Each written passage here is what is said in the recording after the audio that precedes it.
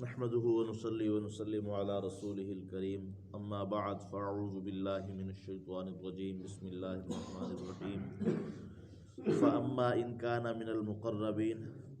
پس بے شک اگر وہ ہوا مرنے والا مقربین میں سے۔ پچھلی آیتوں کے اندر آیا ہے نا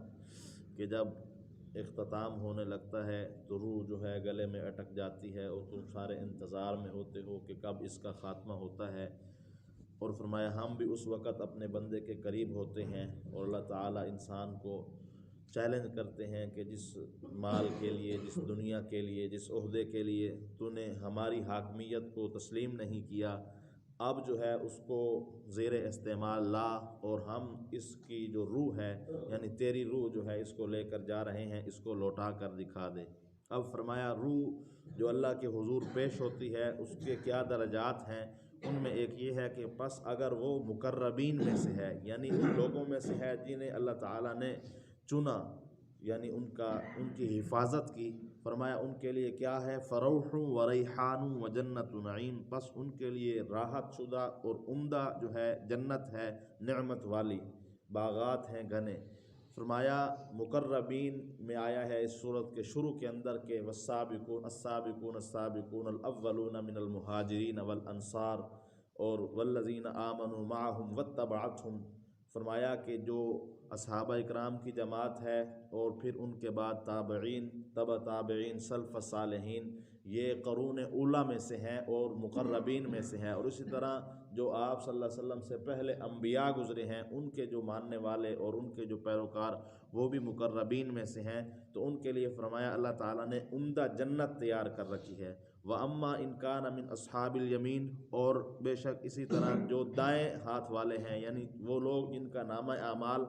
دائیں ہاتھ میں دیا جائے گا، دائیں طرف والے ہیں، فَسَلَامُ لَكَ مِنْ أَصْحَابِ الْيَمِينِ، پس سلامتی ہے ان کے لیے دائیں ہاتھ والوں کے لیے بھی۔ یعنی سلامتی کیا ہے، قرآن مقدس کی ایک اور آیت کے اندر بھی اللہ تعالیٰ اسی بات کو فرماتے ہیں کہ تحیتہم یوم یلقونہ سلاما، جب فرشتے جو ہے اہل جنتیوں سے ملیں گے تو وہ اللہ کی طرف سے ان پر سلام پڑھیں گے کہ تم پر جو ہے تمہارے پروردگار کی طرف سے سلام ہو کہ تم جو ہے کامیاب ہو کر آئے ہو۔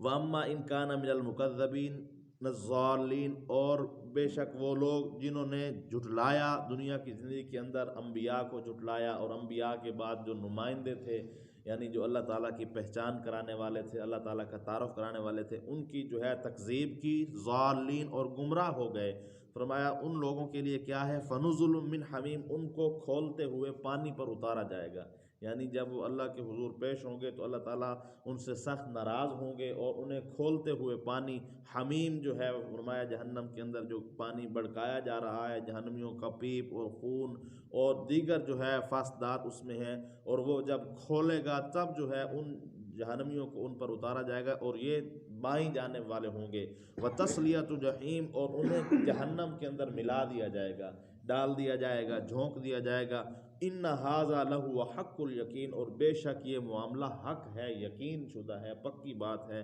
فرمایا اس کے اندر ذرہ برابر بھی جو ہے وہ کمی کوتاہی نہیں ہو سکتی۔ تو اس آیتوں کے اندر بھی تین گروہ نکل آئے، جیسے اس صورت کے شروع میں اللہ تعالیٰ نے تین گروہ کیے تھے کہ سلۃ من الاولین و سلۃ من الاخرین واصحاب الیمین ما اصحاب الیمین، اس طرح واصحاب الشمال ما اصحاب الشمال، یعنی شروع میں تو وہ لوگ جو حضور صلی اللہ علیہ وسلم کے زمانہ کے تھے، کیونکہ اللہ کے نبی صلی اللہ علیہ وسلم نے فرمایا میرا زمانہ اور میرے بعد والا زمانہ یہ خیر قرون ہے، یعنی برکت والا زمانہ ہے، اور پھر آپ صلی اللہ علیہ وسلم سے پہلے جو انبیاء گزرے ہیں ان کے جو ماننے والے تھے وہ ان کی کامیابی تو ہمیں ظاہری نظر بھی آ رہی ہے، کیونکہ جتنا بھی اللہ تعالیٰ کا عذاب آیا وہ ماننے والے بچ گئے تو وہ بھی کامیاب ہیں۔ تو سابقون الاولون کے زمرے میں، اور وہی لوگ آتے ہیں مقربین کے زمرے میں جو اصحابہ اکرام کی جماعت اور جو ہے تابعین، تبع تابعین کی جماعت، اور پہلے انبیاؤں کے ماننے والے۔ اور دوسرے زمرے میں آیا کہ جو دائیں جانب والے تھے، دائیں طرف والے تھے، اس میں جو ہے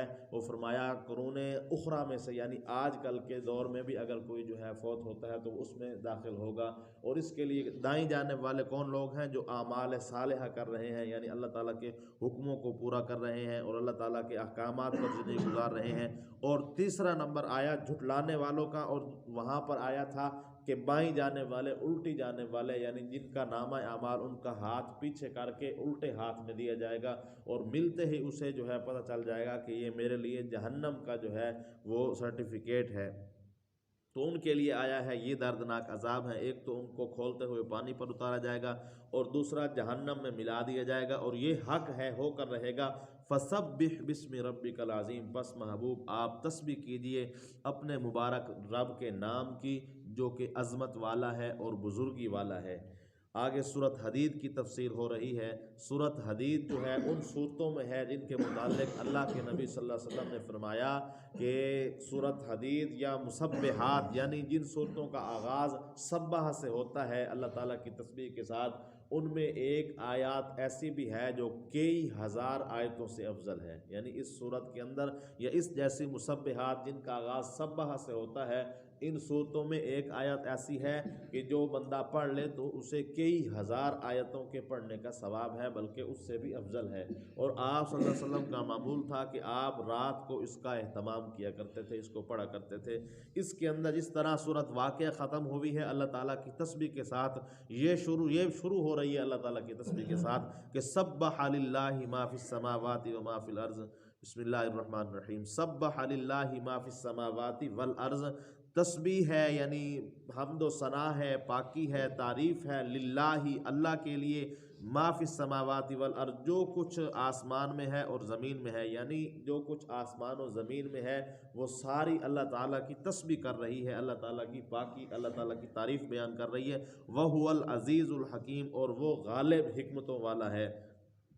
یعنی اس کا غلبہ ہر چیز پر ہے اور اس کی ہر شے کے اندر حکمت ہے۔ اور قرآن مقدس کے اندر اللہ تعالیٰ اس جگہ پر بھی فرماتے ہیں وَإِن مِّن شَيْءٍ إِلَّا، جو ہے جو کچھ میں نے بنایا ہے وہ میری تسبیح کر رہی ہے، بِحَمْدِهِ وَلَٰكِن لَّا تَفْقَهُونَ تَسْبِيحَهُمْ، وہ میری تعریف کر رہی ہے، درخت ہیں، پہاڑ ہیں۔ اس لیے فرمایا نا کہ حضرت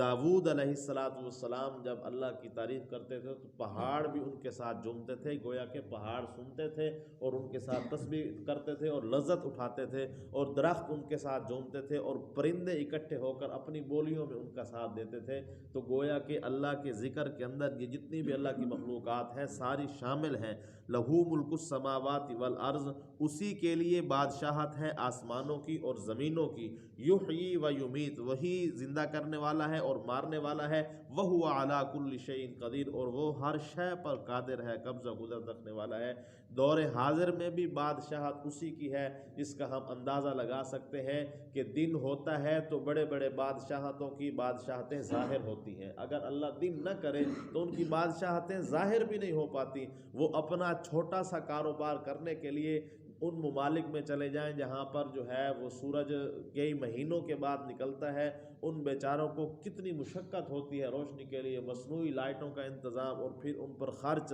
اور اس لیے فرمایا کوئی بھی جو ہے وہ کاروبار ہے اور کوئی بھی جو ہے زیب و زینت کا معاملہ ہے وہ روشنی کا محتاج ہے۔ تو گویا کہ یہ جو بڑے بڑے بادشاہ ہیں ان کی بادشاہتیں اللہ تعالیٰ کے حکم پر ہیں اور ان پر قبضہ اللہ تعالیٰ کا ہے۔ یعنی اللہ تعالیٰ فرماتے ہیں کہ ہم اندھیرا ہی اندھیرا کر دیں تو کسی کو کیا نظر آئے گا، کسی کو کیا پتہ چلے گا کہ کون کیا ہے۔ تو حقیقت میں اللہ تعالیٰ کا قبضہ اور قدرت ہے، اور وہی جو ہے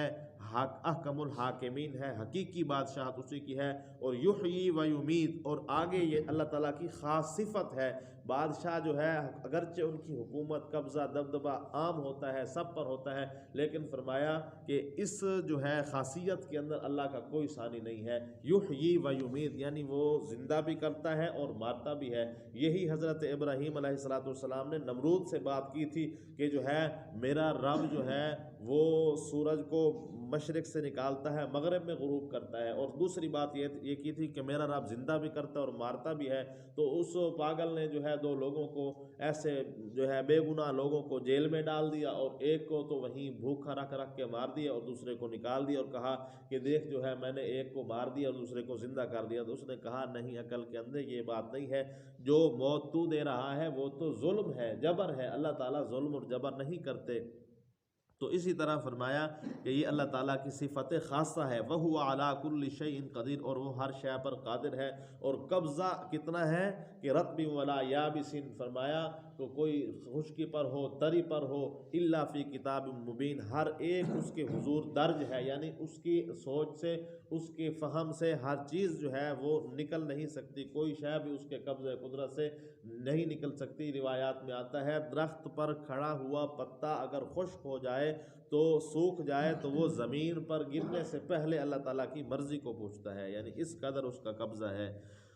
هو الاول والآخر والظاہر والباطن، وہی اول ہے، وہی آخر ہے، وہی ظاہر ہے، وہی باطن ہے۔ ایک تو ان کا معنی ظاہری ہے، اس کا مطلب بھی یہی بنتا ہے وہی اول ہے سے کیا مراد ہے، یعنی شروع سے آ رہا ہے، وہی آخر ہے، شروع تک جائے گا، وہی والظاہر، اور وہی سامنے ہے، یعنی ہمیں اگرچہ نظر نہیں آ رہا، ہمارا یقین ہے، یعنی ہے تو نظام قائم ہے، اور والباطن، وہی چھپا ہوا ہے، یعنی ہمارا یقین ہے کہ ہمارے دل کے اندر اللہ نے کہہ دیا ہے اگر ہم اس کو پاک صاف رکھیں گے تو اللہ ہمارے دل کے اندر موجود ہے، یہ ہمارا عقیدہ اور ایمان ہے۔ اور اسی آیت کے متعلق آتا ہے کہ فرمایا جو بندہ یہ آیت پڑھتا رہتا ہے اللہ تعالیٰ اسے یقین کامل کی دولت عطا کرتے ہیں، یعنی وہ شک میں نہیں پڑتا، یعنی اللہ تعالیٰ شک جیسی موذی مرض سے اسے جو ہے محفوظ رکھتے ہیں۔ هو الاول والآخر والظاہر والباطن، اور فرمایا مسبحات میں جس آیت کا ذکر آیا اللہ کے نبی صلی اللہ علیہ وسلم نے فرمایا وہ آیت کئی ہزار آیتوں سے بہتر ہے، تو بعض ائمہ کہتے ہیں کہ وہ آیت یہی ہے کہ هو الاول والآخر والظاہر والباطن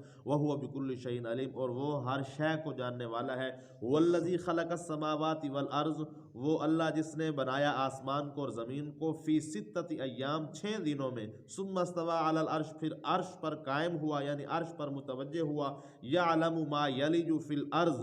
جانتا ہے جو کچھ زمین میں داخل ہوتا ہے، وما یخرج منہا، اور جو کچھ زمین سے نکلتا ہے، وما ینزل من السماء، اور جو کچھ آسمان سے اترتا ہے، وما یعرج فیہا، اور جو کچھ آسمانوں کی طرف آسمانوں میں چڑھتا ہے، وہو معکم اینما کنتم، اور وہ اللہ تمہارے ساتھ ہوتا ہے تم جہاں جاتے ہو، جدھر بھی جاتے ہو اللہ تعالیٰ تمہارے ساتھ ہوتا ہے۔ واللہ بما تعملون بصیر، اور وہ اللہ جاننے والا ہے، اور وہ اللہ دیکھنے والا ہے ان اعمالوں کو جو تم کرتے ہو۔ اور فرمایا ان آیتوں کے اندر اللہ تعالیٰ کی قبض اور قدرت کا بیان ہے، یعنی اللہ تعالیٰ کن کہہ کر بھی جو ہے سارا نظام بنا سکتے تھے، کن کہہ دیتے سارا نظام بن جاتا، لیکن انسان کو بتایا سمجھایا کہ بھائی یہ کچھ جو میں نے مشقت اٹھائی ہے، یہ کچھ جو میں نے کیا ہے اپنے اوپر جو ہے یہ معاملہ لیا ہے تو محض تیرے لیے لیا ہے، کیونکہ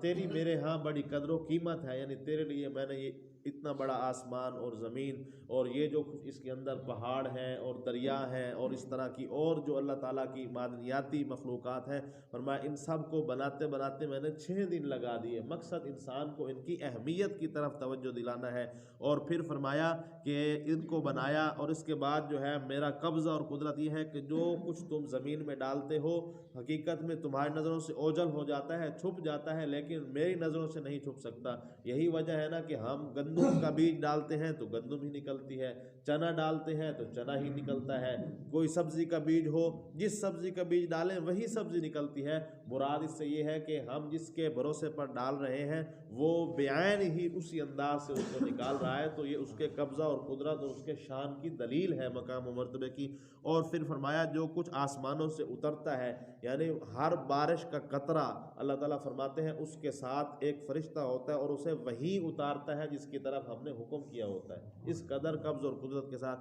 اور جو کچھ چڑھتا ہے، چڑھنے میں ہمارے اعمال ہیں، یعنی ہم جو صبح اعمال کرتے ہیں وہ شام تک چڑھتے رہتے ہیں، اور جو رات کو اعمال کرتے ہیں وہ صبح تک چڑھتے رہتے ہیں، اور اللہ تعالیٰ ان کو جو ہے وہ دیکھتا بھی ہے اور ان کے ساتھ جو ہے ہمارے معاملات بھی حل کرتا ہے۔ اللہ تعالیٰ سے دعا ہے کہیں سنی باتوں پر اللہ عمل کی توفیق عطا فرمائے۔ الحمدللہ رب العالمین والعاقبۃ للمتقین والصلاۃ والسلام علی سید الانبیاء والمرسلین، یا اول الاولین یا آخر الاخرین، یا ذی القوۃ المتین، یا عند ذی العرش المجید، یا فعال فعال لما يريد. أسألك بحق محمد صلى الله عليه وسلم اهدنا الصراط المستقيم. جزا الله عنا محمدا صلى الله عليه وسلم ما هو أهله. أستغفر الله لي ولكم ولسائر المسلمين فاستغفروه إنه هو الغفور الرحيم. ربنا اغفر لنا ولإخواننا الذين سبقونا بالإيمان. ربنا ولا تجعل في قلوبنا غلا للذين آمنوا ربنا إنك رؤوف رحيم.